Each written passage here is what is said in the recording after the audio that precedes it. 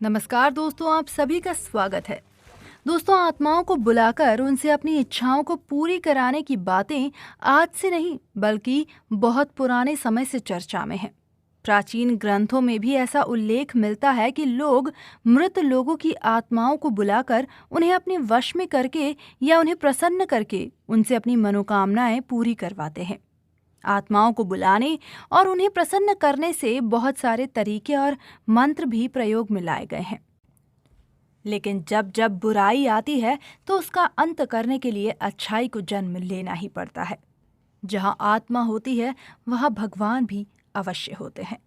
आज की हमारी कहानी एक ऐसे ही व्यक्ति की सच्ची घटना पर आधारित है जो आत्मा को बुलाने में कामयाब तो हो जाता है, लेकिन उसके बाद क्या होता है वो हम आपको बताते हैं। लेकिन उससे पहले दोस्तों, एक छोटी सी विनती है कि हमारे चैनल को सब्सक्राइब कर वीडियो को एक लाइक कर लें।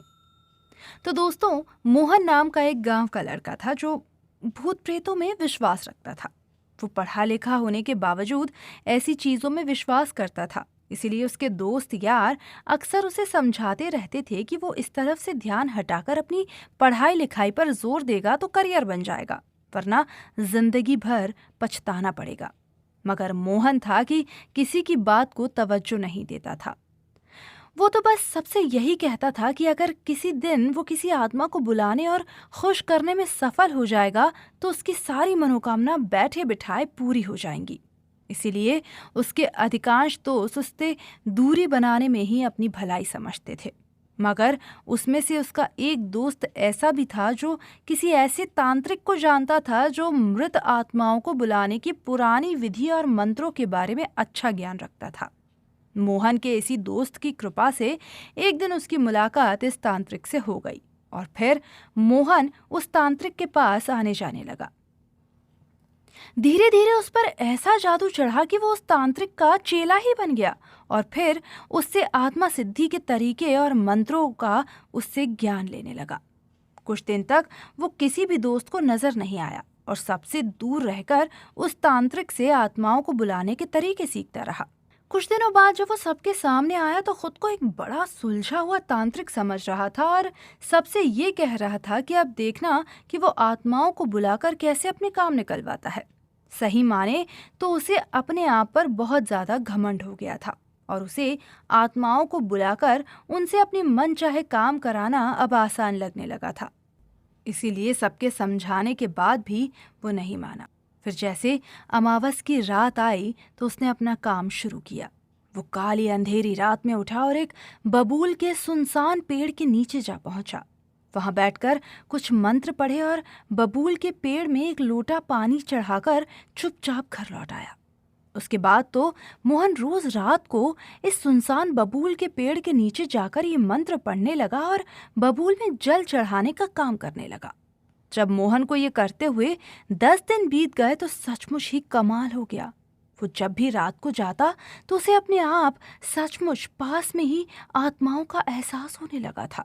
अजीब अजीब सी हरकतें और अजीब अजीब सी आवाजें महसूस होती, मगर फिर भी वो नहीं डरा, बल्कि उल्टे खुश हुआ क्योंकि उसे अपनी सिद्धि में सफलता मिल रही थी। अब उसे लगने लगा था कि वो जरूर कामयाब हो जाएगा, किसी आत्मा को प्रसन्न करके अपनी मनोकामनाएं पूर्ण कर पाएगा।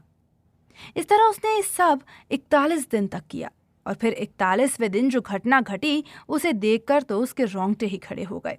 उसने आत्मा को बुलाने के लिए जैसे ही मंत्र जाप किया तो एक नहीं 4 खूंखार आत्माएं प्रकट होकर उसके सामने चारों तरफ घूमने लगीं और डरावनी आवाजें निकालते हुए पानी मांगने लगीं। मगर मोहन ने उन्हें पानी देने से मना कर दिया क्योंकि वो जानता था कि जब तक उन्हें पानी नहीं मिलेगा तब तक वो उसको हानि नहीं पहुंचाएंगी और अगर पानी दे दिया तो वो उसे मार डालेंगी। काफी देर तक यही चलता रहा और फिर अचानक पानी के लोटे को मोहन का पैर लग गया और लोटा जमीन पर लुढ़क गया। बस फिर क्या था, चारों आत्माएं उग्र हो गईं और मोहन को अपने आसपास हवा में उड़ाने लगी। ये देख मोहन समझ गया कि अगर वो इन्हें वापस भेजने में असफल रहा तो उसकी खैर नहीं। इसीलिए उसने आत्माओं को वापस भेजने वाले मंत्र पढ़ना शुरू किए। मगर न जाने कहाँ गलती कर बैठा और आत्माएं वापस जाने के बजाय और ज्यादा गुस्से में आ गईं। ये देखकर मोहन के तो प्राण ही छूट गए। उसको समझ नहीं आ रहा था कि क्या करें, कैसे बचें। मगर तभी उसे हनुमान जी यानी बजरंग बली का ख्याल आया और न जाने कैसे वो हनुमान चालीसा का जाप करने लगा।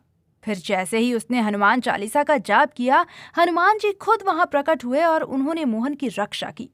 बजरंग बली के प्रकट होते ही वो चारों आत्माएं खामोश हो गईं और धुएं में बदलती हुई वहां से गायब हो गईं। ये देखते ही मोहन भी अपनी जान बचाकर अपने घर की तरफ भाग गया। उस दिन के बाद से उसने इस तरह के खतरनाक खेलों से हमेशा के लिए तौबा कर ली और अपना पूरा ध्यान हनुमान जी की भक्ति पर लगाया। तो देखा आपने कैसे हनुमान जी ने मोहन को उस आत्मा से बचाया।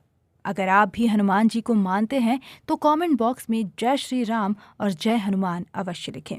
साथ ही ये कहानी अपने दोस्तों के साथ शेयर करना ना भूलें और चैनल को सब्सक्राइब ज़रूर कर लें। धन्यवाद।